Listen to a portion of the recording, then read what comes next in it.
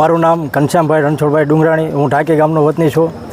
ગઈકાલે અમારા ગામમાં ગ્રામસભાનું આયોજન કરેલું હતું, જેની જાણ ગ્રામ પંચાયતના ઉપસરપંચ સહિત 4 સભ્યો અને ગ્રામજનોને જાણ કર્યા વગર આયોજન કરેલું હતું। એની અમને જાણ થતાં અમે પંચાયત ઓફિસે ગ્રામજનો સાથે પહોંચ્યા અને બેનને તલાટીબેનને અમે પૂછ્યું કે શું આ ગ્રામસભા છે, તો એમને એવું કીધું કે ગ્રામસભા આજે મોકૂફ રાખવાની છે અને હવે કાલે કરશું।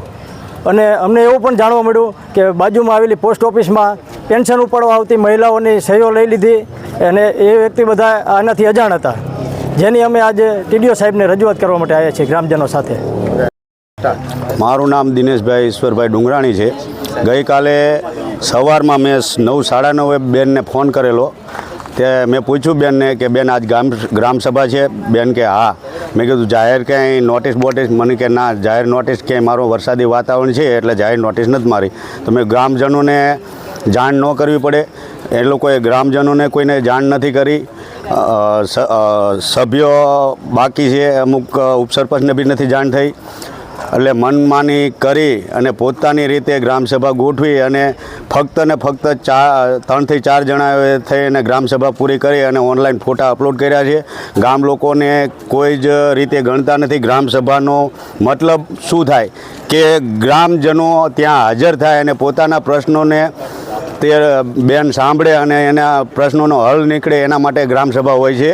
તો ગ્રામસભાનો કોઈને કહેતા નથી। આટલી અતિવૃષ્ટિ થઈ, વરસાદ થયો, તો કોઈના પ્રશ્નો હોય, સાંભળવા હોય, તો ગ્રામસભાનો મતલબ એ છે કે ગ્રામજનોને જાણ થાય ને ગ્રામજનો આવીને એમના પ્રશ્ન રજૂ કરે, એટલા માટે ગ્રામસભા હોય। પણ ગ્રામજનોને તલાટીબેન કંઈ જાણ કરતા જ નથી। તો અમે સરકારને વિનંતી કરીએ છીએ કે તલાટીબેનને થોડુંક કડક શબ્દોથી અથવા કડક કાર્યવાહી કરે એના ઉપર, કે ગ્રામજનોને જાણ કરે એવા એમને કે અમને તકલીફ હોય, અમારે એમને કહેવું હોય તો કોને આગળ કહેવું અમારે? મારું નામ મનસુખભાઈ પૂંજાભાઈ ડુંગરાણી છે। હું ઢાંકી ગ્રામ પંચાયતનો સદસ્ય વોર્ડ નંબર 8માં છું। અત્યારે ગ્રામસભા અથવા તો સામાન્ય સભા ક્યારેય પણ આ 4 વર્ષમાં 4.5 વર્ષમાં યોજાણી અમને કોઈ પણ એજન્ડા બજાવવામાં નથી આવ્યા તલાટી સાહેબે અથવા સરપંચ સાહેબે, અને અમને ક્યારેય બોલાવતા નથી। કાલે આ તો ગામ લોકોએ થોડોક ઉહાપો કર્યો કે તલાટી આવ્યા છે, ગ્રામસભા છે, પણ અમને કોઈને ક્યારેય જાણ કરવામાં જ નથી આવી। સામાન્ય સભાની પણ ક્યારેય જાણ કરવામાં જ નથી આવી। શું તમારું નામ? ગીતાબેન મનસુખ। શું તમારા ગ્રામ પંચાયતમાં હોદ્દો શું છે તમારો? અમારો હોદ્દો છે બોલાવી જ નહીં મને। હું સભ્યમાં 5 વર્ષ પૂરા થવા મને બોલાવી જ નહીં। એટલે કાલે તમને પણ બોલાવવામાં આવ્યા હતા કે નતા આવ્યા? ના। અન્ય કોઈ સભાઓ હોય તો આપને જાણ કરવામાં આવે છે કે નથી આવતી? નથી આવી। તો તમારો શું સરકાર પાસે માંગ છે? મારું તો એવું હોય કે બધા આવે, પણ અમને શું કહેવું અમારે, લડીને મારું નામ યોગેન્દ્રસિંહ પ્રવીણસિંહ, ઢાંકી ઉપસરપંચ।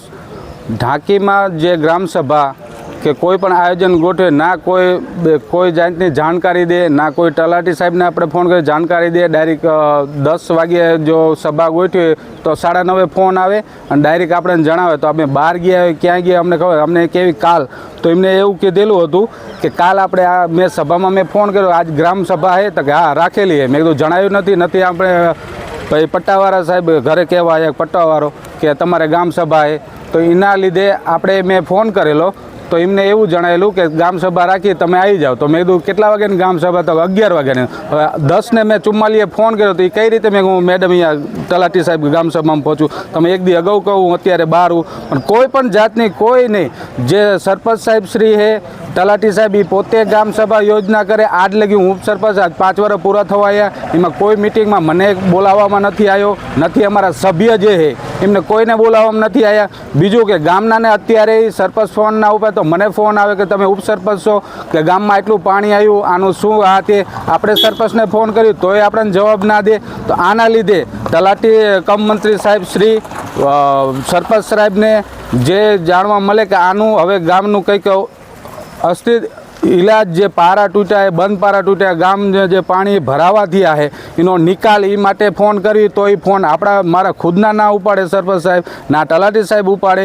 એનો આયોજનપત્ર અહીંયા દેવા આવ્યા। તો આના માટે યોગ્ય પગલાં અને જે આના ઉપર જે થતું હોય એ કાર્યવાહી કરવા વિનંતી છે।